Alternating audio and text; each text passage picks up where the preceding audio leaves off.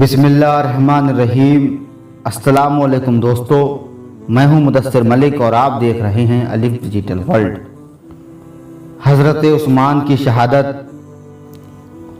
अब्दुल्ला बिन सबा एक शरीर और फितना फैलाने वाला यहूदी था जो हज़रत उस्मान के वक्त में मुनाफिक बनकर मुसलमान हो गया था। कुछ दिन मक्का व मदीना में रहा। यहाँ उसका दाव ना चला तो ये मुसाफिर शहर बसरा में गया, वहाँ कुछ नुक्स फैलाया। इब्ने सबा यहूदी की साजिश से अहले मिस्र, बकूफा और बसरा वाले हज़रत उस्मान रज़ी अल्लाह ताला अन्हु के खिलाफ हो गए। चुनांचे लोग हज़ारों की तादाद में बलवा करने के लिए आ गए। उस वक्त सहाबा इकराम ने अर्ज़ किया, या अमीरुल मोमिनीन, आप हमको लड़ाई का हुक्म दीजिए ताकि हम इनको मार भगाएं। आपने फरमाया कि तुमको कसम है अल्लाह की, मेरे लिए किसी मुसलमान का एक कतरा खून ना गिरना। मैं क़यामत के दिन खुदा को क्या जवाब दूंगा। सहाबा इकराम ने कहा, आप मक्का मुअज़्ज़मा चले जाएं या मुल्क शाम चले जाएं, वह हज़रत मुआविया रज़ी अल्लाह ताला अन्हु हैं और उनका लश्कर है। आपने फरमाया, दोस्तों, मैं आखिरी वक्त में अपने नबी की मज़ार को किस तरह छोड़कर चला जाऊं। हाँ, मैं मस्जिद नबी चलता हूँ और उन लोगों से पूछता हूँ कि तुम बिला वजह मुझे कत्ल करना क्यों चाहते हो।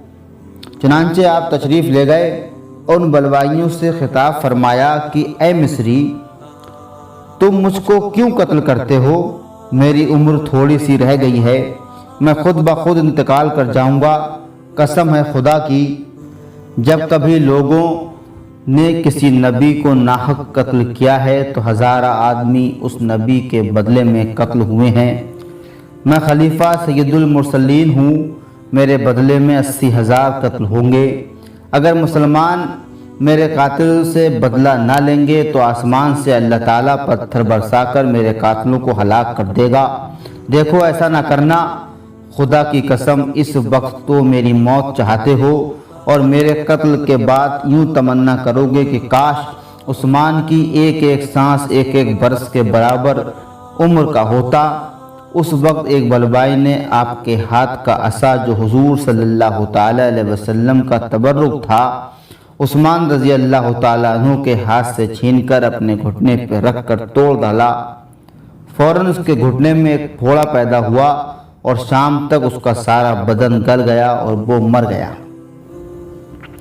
अब बलवाई सैकड़ों की तादाद में उस्मान रज़ी अल्लाह ताला अन्हु के गिर्द आकर जमा हो गए और मकान को घेर लिया। ये कहा कि अब हम आपको कत्ल किए बगैर न छोड़ेंगे। सबका आना जाना अंदर बंद कर दिया। उस्मान रज़ी अल्लाह ताला अन्हु को नमाज के वास्ते भी घर से न निकलने दिया, कोई चीज़ खाने की भी अंदर न जाने दी, यहाँ तक कि आपका पानी भी बंद कर दिया। जो कुछ घर में था वो सब खत्म हुआ। फिर सारा घर प्यास से मरने लगा। जब 7 दिन बराबर इसी तरह गुजरे और किसी को एक कतरा पानी भी ना मिला तो हज़रत उस्मान ने अपने मकान की खिड़की से सर बाहर निकाला और आवाज़ दी कि यहाँ अली हैं। किसी ने जवाब ना दिया। फरमाया, यहाँ साद हैं। फिर किसी ने जवाब ना दिया। हज़रत उस्मान ने फरमाया कि ए उम्मत मोहम्मदिया, रोम व फारस के बादशाह भी अगर किसी को कैद करते हैं तो ज़रूर कैदी को दाना पानी देते हैं। ऐ लोगों, मैं तुम्हारा ऐसा गुनाहगार कैदी हूँ कि मुझको पानी भी नहीं देते। कोई अल्लाह के वास्ते उस्मान को एक प्याला पानी का दे, उसके बदले में पहला प्याला जो मुझको मेरे नबी से हौज़ कौसर पर मिलेगा उसको दूंगा।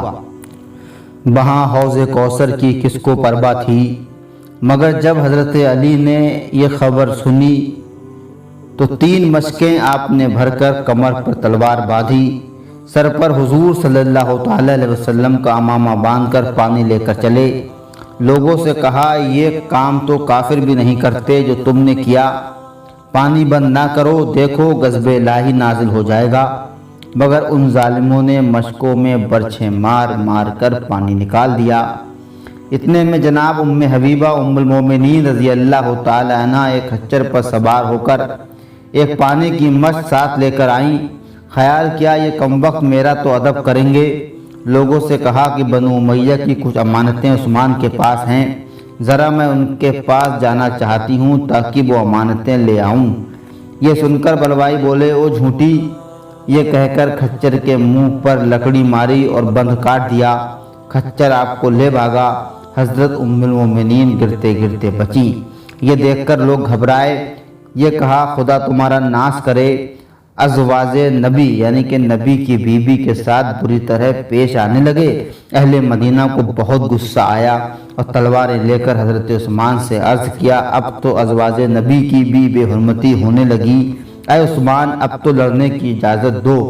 حضرت عثمان نے فرمایا، تم میرے لیے اپنی جان قربان مت کرو، مجھے اگر لڑنا منظور ہوتا تو اب تک ہزارہ فوج شام اور عراق سے منگواتا، میں لڑنا ہرگز نہیں چاہتا۔ سب کو قسمیں دے کر واپس کر دیا۔ پھر جب کچھ دن گزرے اور حضرت عثمان کی پیاس بہت سخت تکلیف ہوئی تو آپ نے پھر اپنا منہ کھڑکی سے باہر نکالا۔ فرمایا، تم جانتے ہو کہ جب حضور صلی اللہ تعالیٰ علیہ وسلم مدینہ منورہ میں آئے تھے تو یہاں پانی مسلمانوں کو مول لینا پڑتا تھا، کنواں یہودی کے قبضے میں تھا۔ حضور نے فرمایا، کون ہے جو اس کنویں کو خریدے اور اس کے بدلے میں جنت کا چشمہ لے لے؟ میں نے وہ کنواں 35,000 کا خرید کر تمہارے اوپر وقف کر دیا تھا۔ وہی آج میں ہوں کہ 40 دن سے پانی کے لیے عثمان کے بچے روتے ہیں، انہوں نے پانی نہیں ملتا۔ لوگوں، تم کو معلوم ہے کہ مسجد نبوی میں نہایت تنگ تھی، میں نے 25,000 روپے دے کر مسجد نبوی شامل کی۔ آج میں ایسا ہو گیا کہ تم مجھ کو اس مسجد میں 2 رکعت پڑھنے سے روکتے ہو۔ لوگوں، قیامت کے روز کیا جواب دو گے؟ 50 دن تک حضرت عثمان اسی مکان میں قید رہے، اس عرصے سے برابر روزے رکھتے رہے۔ ایک رات آپ نے خواب میں دیکھا کہ حضور صلی اللہ تعالیٰ علیہ وسلم اپنے مزار شریف سے باہر تشریف لائے۔ ابو بکر و عمر رضی اللہ تعالیٰ عنہما آپ کے ساتھ ہیں۔ حضرت عثمان کے پاس آئے اور فرمایا، اے عثمان، کیا تمہیں بہت پیاس لگی ہے؟ تم نے 40 دن تک روزہ رکھا ہے۔ اے عثمان، کل روزہ تم ہمارے پاس آ کر کھولو گے، ہم حوض کوثر سے تمہیں روزہ کھلوائیں گے۔ اے عثمان، کل تم شہید کیے جاؤ گے، تمہارے خون کا پہلا قطرہ آیت فس یکفی وہم اللہ وہو السمیع العلیم پر پڑے گا۔ یہ خواب دیکھ کر حضرت عثمان اپنے مکان کا دروازہ کھول دیا اور فرمایا، آنے دو، آج تو میری دعوت حضور صلی اللہ تعالیٰ علیہ وسلم حوض کوثر پر کر گئے ہیں۔ دروازہ کھلتے ہی بلوائی اندر گھس آئے، اس خیال سے کہ کہیں دروازہ پھر سے بند نہ کر دیں۔ کباڑوں میں آگ لگا دی، دروازے کے اوپر چھپر پڑا تھا اس کو بھی آگ لگ گئی۔ گھر والے گھبرا گئے، مگر حضرت عثمان اس وقت نماز پڑھتے تھے اور سورہ طٰہٰ شروع ہی کی تھی۔ گھر میں آگ لگ رہی تھی مگر جناب کی نماز و قرأت میں ذرا بھی فرق یا لکنت نہ آئی تھی، یہاں تک کہ نماز سے آپ فارغ ہوئے، قرآن منگایا، کھولا، سامنے رکھا، وہی آیت نکلی۔ ایک آدمی آپ کے قتل کے ارادے سے آپ کے پاس آیا، آپ نے فرمایا، تو مجھ کو قتل نہ کر، کیونکہ نبی علیہ السلام نے تیرے لیے دعا کی تھی کہ اللہ تعالیٰ تجھ کو عثمان کے خون میں ہاتھ رکھنے سے بچائے۔ کیا تو میرے نبی کی دعا کے خلاف کرے گا؟ اس شخص کو یہ بات سنتے ہی پسینہ آ گیا اور شرمندہ ہو کر گھر سے نکل گیا۔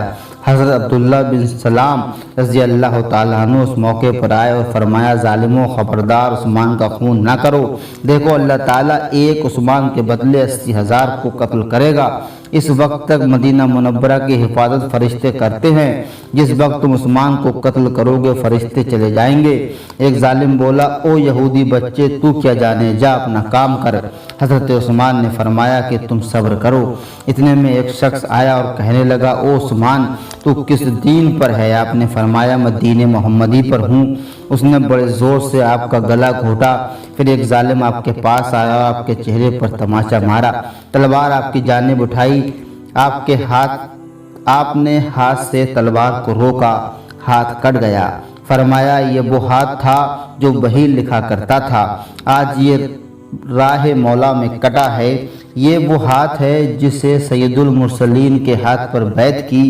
جس دن یہ ہاتھ نبی کے ہاتھ سے ملا، کسی گندی چیز کو اس ہاتھ نے نہ چھوا ہے۔ لوگوں، اس ہاتھ کو اچھی طرح دفن کرنا، اس ظالم نے کہا لو بلاؤ اپنے مددگاروں کو۔ فرمایا میرا جو مددگار ہے وہ میرے پاس ہے۔ پھر ایک اور ظالم آیا، اس نے 3 زخم آپ کے ماتھے پر اور 3 چھاتی پر برچھی کی نوک سے کیے۔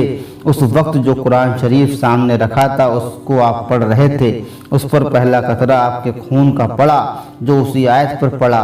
اس کا ترجمہ اے عثمان تیرا بدلہ لینے کے لیے تیرا اللہ ہی کافی ہے۔ آپ کلمہ پڑھتے ہوئے زمین پر گر پڑے۔ اس ظالم نے آپ کی پسلیوں پر کودنا شروع کر دیا، آپ کی 3 پسلیاں ٹوٹ گئیں۔ ظالموں نے آپ کی بیویوں کے زیوروں کو اتارا اور گھر کا سارا سامان لوٹ لیا اور آپ کو شہید کر دیا۔ انا للہ و انا الیہ راجعون۔ عبداللہ بن سبا یہودی کی سازش رنگ لائی۔ اہل مصر اس کے منصوبے کا شکار ہو کر مسلمانوں میں ایک عظیم فتنے میں ظہور کا موجب، ایک بڑے فتنے کو پیدا کرنے والا بن گئے۔